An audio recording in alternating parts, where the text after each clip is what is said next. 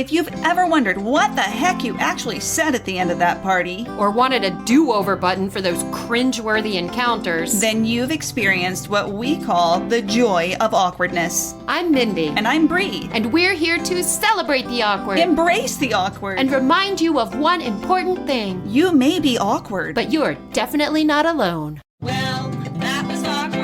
Hi, Mendy. Hello, Bree. Oh my gosh, I have such an awkward story to share with you before you give me the listener story today. Okay, go.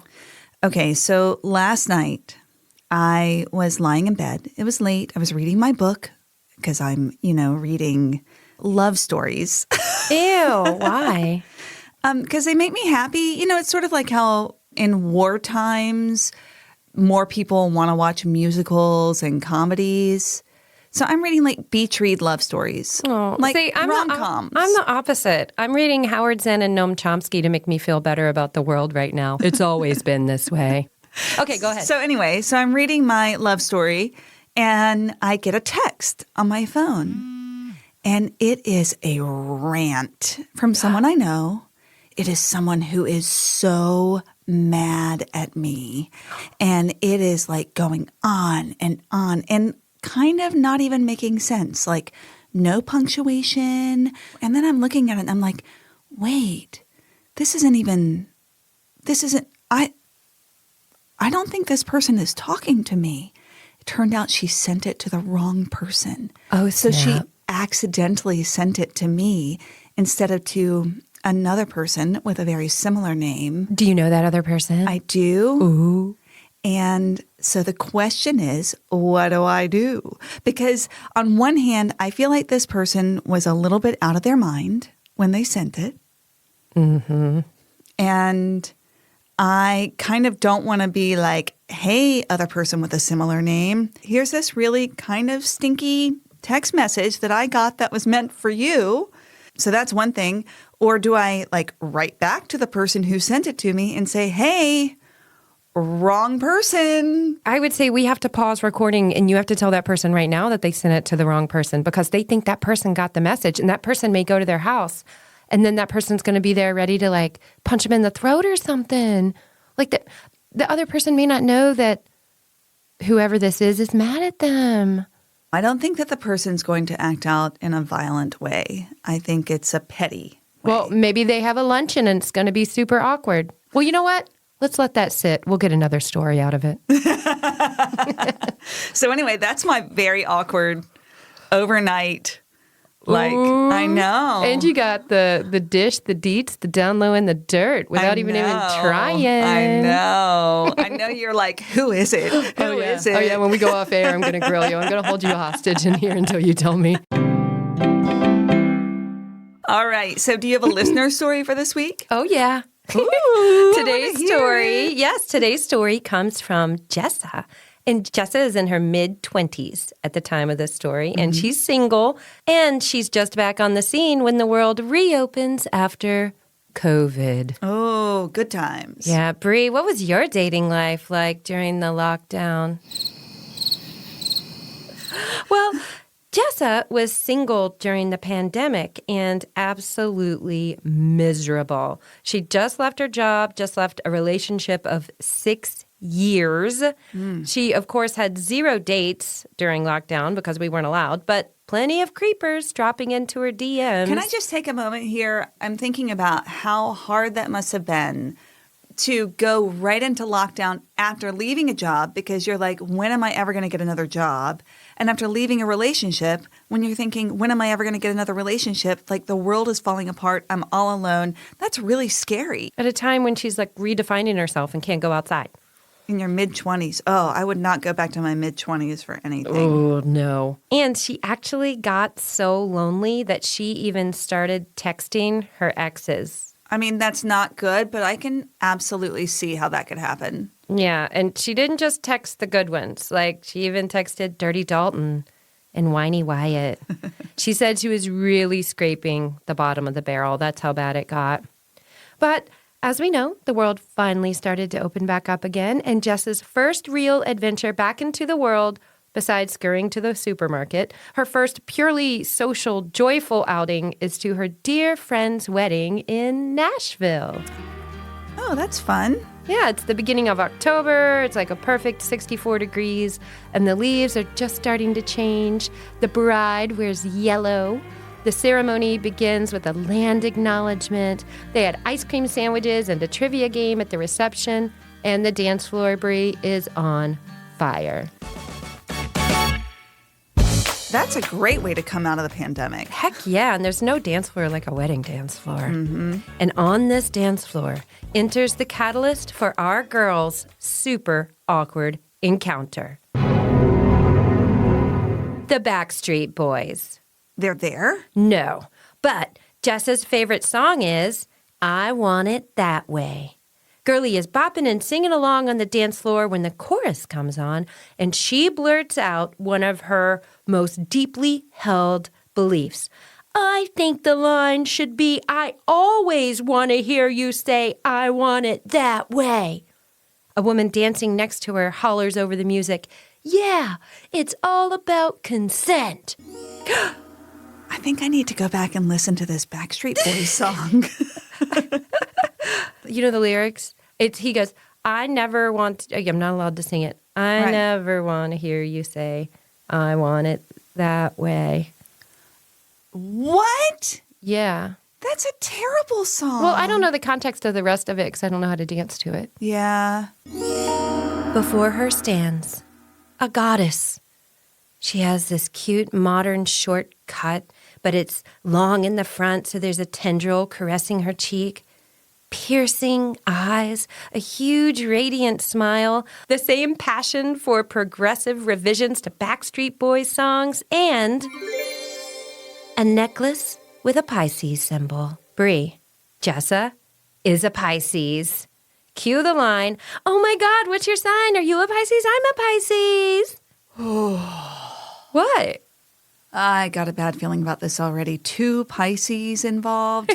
We're in trouble. I've only slapped one person in my life, and it was a Pisces, although I was 8 years old. Ooh, you can tell me about that later. Yeah. So they get to delving into the astrology right there on the dance floor, as us ladies do. I'm Aries rising. I'm Aries rising. Oh my God, what's your moon? At the same time, they yell, Leo, moon. It's on. Now, Bree, you already know that Jessa was already very lonely during the lockdown, but she had another hobby besides sweeping dirt bags out of her DMs. She'd always been a woo girly, but with all that time on her hands, stuck alone in her house, she did find a companion to console and inspire her on all those long, lonely nights. The goddamn universe. She went all into the woo. She was taking her astrology dabblings to a whole nother level with the retrogrades, nodes, and even asteroids, Bree. She's consulting the tarot every day, and since there was no real schedule, she had started living by the Mayan calendar. Girl was making moon water and setting spells, honey, doing everything she could to call in some positive energy. Bree, you went deeper into the woo during COVID, didn't you? Isn't that when you made my Mindy's user manual for me? Yeah, I was definitely woo curious. Yeah, I had fun making those manuals. So what I did, listener, was I made these manuals for Mendy and for my kids and for myself that were astrology and Human design. Yeah, astrology and human design and Enneagram and this Sparketype thing. I feel like there was one more. I should have brought it with me today. The INFJ, what is that called? The Myers-Briggs. I think there was a Myers-Briggs component to it too. It's so cool. And so basically it was, I was really obsessed. And I hand wrote those things. I know. Well, it's a big deal to them that all their planets and asteroids are the same because this connection is real. And it gets even more magical. The goddess owns a totally hip queer bar in Nashville called the Queen of Cups. They have a fabulous time the rest of the wedding night, but eventually everyone has to go on home. Now, Jessa is actually staying in Nashville because she's pet sitting for the newlyweds while they honeymoon a few hours away in Dollywood. Oh my gosh! Now, look, we brought up theme parks, specifically Disney, before, and how you maybe don't want a honeymoon there or celebrate anniversaries there, or maybe you don't want to get married there. But this is totally different. It's totally different. Dolly gets our seal of approval. Totally. I really, really, really, really want to go to Dollywood. Oh, yeah. Dolly equals love. You, me, and Denise got to go there sometime. That sounds great. I'm all in. So Jessa, she's on the dating apps. So she's like, well, the world's open again. Let's get a load of what Nashville's got to offer while I'm here. She makes a match with a dude online, and they just happen to meet up at, can you guess where? What was the name of that bar that she had? The Queen of Cups? Yep, Queen of Cups. Yep, and it's everything Jessa thought it would be. It's gothic, velvet, sultry, dark, sumptuous. Is this connection written in the stars? Or is Jessa subconsciously chasing after the parts of herself that she longs to see? Mendy, I have a question for you. Yeah. Is Jessa exclusively hetero, or is there a chance that she's pan or bi? Oh, good question. She's pan. Oh, great. That's really good to know. Okay, second question. Is the goddess there? Oh, yeah, she is. Oh, my stars. And they flirt hard. Goddess mentions there's a burlesque show the very next night and to text her if she's interested in coming. So they trade numbers. Oh, yeah. So what's up with the dude? Oh, he's encouraging them. He's polyamorous, too, and it was a casual date anyway. He knew the deal from the start. This date was just like a wine tasting. Maybe we won't like each other, maybe we will. And if we do, it doesn't mean I won't have a taste for Chardonnay tomorrow or the rest of our lives. No drama there. Okay. So does she go to the burlesque show? Oh, yeah. But it's sold out. She can't get in. Well, that's a bummer. Oh, but no worries.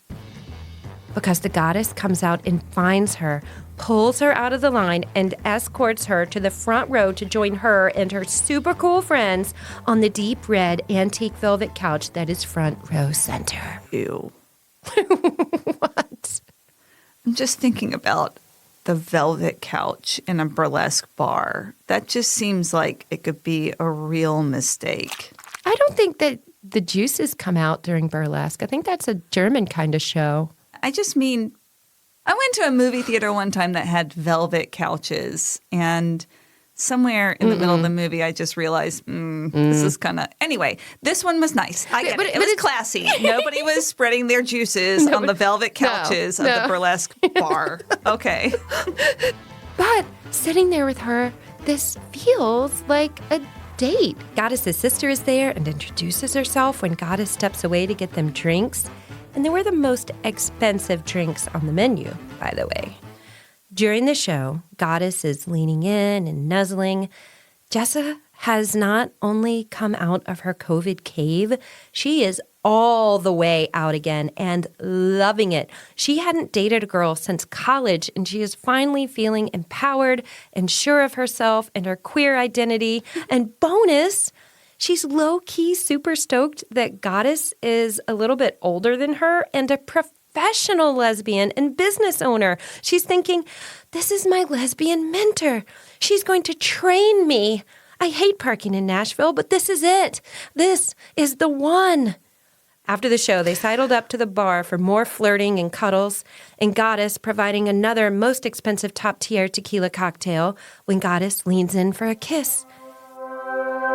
Jessa is sparkling and swirling, stirred and shaken when she hears, "Oh my God, Jessa!"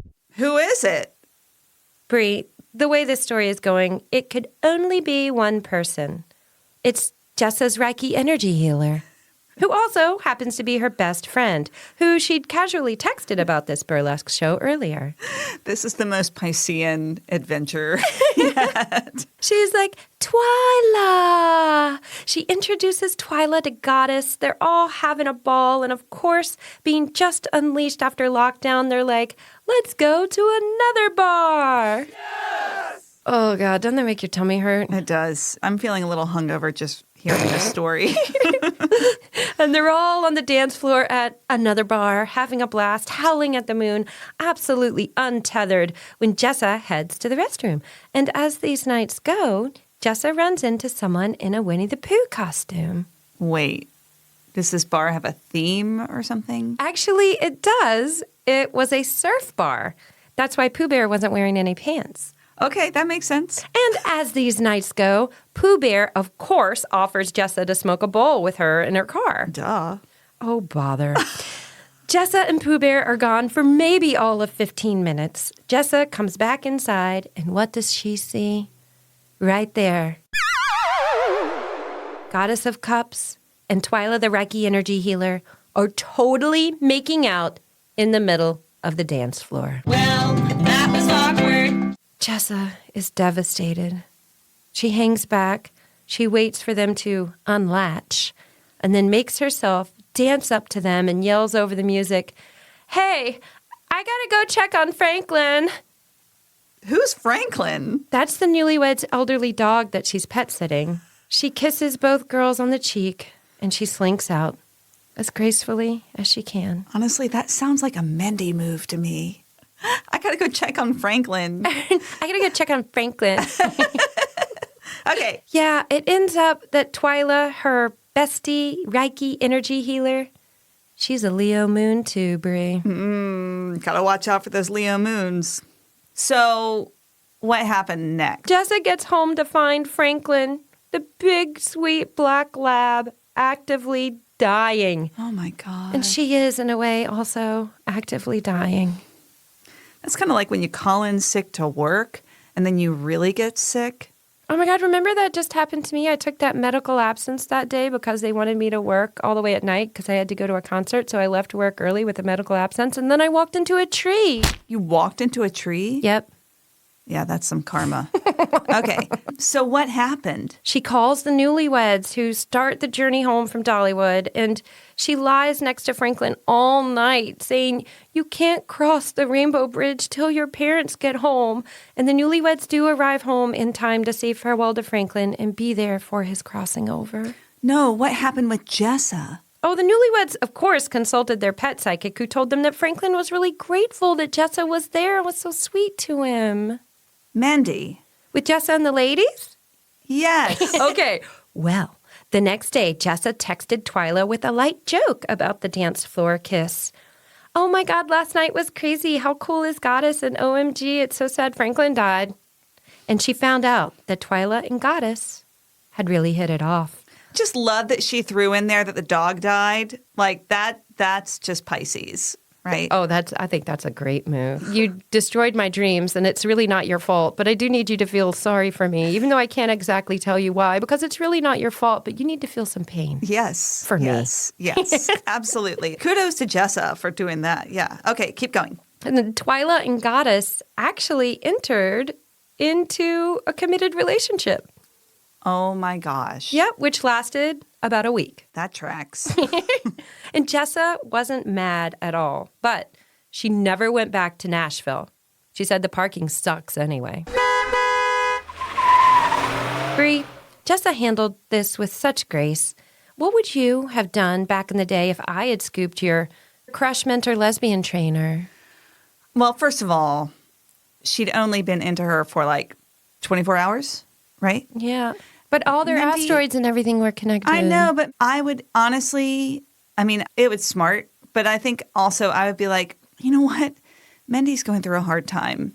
She really deserves this. And also maybe the reason I was feeling sparks was to tee Mendy up for this great relationship with this person who I am, attracted to, but that makes sense because we're friends and we would both be attracted to the same person. Yeah. That's so sweet. I'm kind of the same way. I'm torn. Like if it were you and we are as close as we are now, I'd be happy for you. Big dog Goddess would love you. Who wouldn't? At the same time, I've never gotten to have an actual dance floor battle, Bree.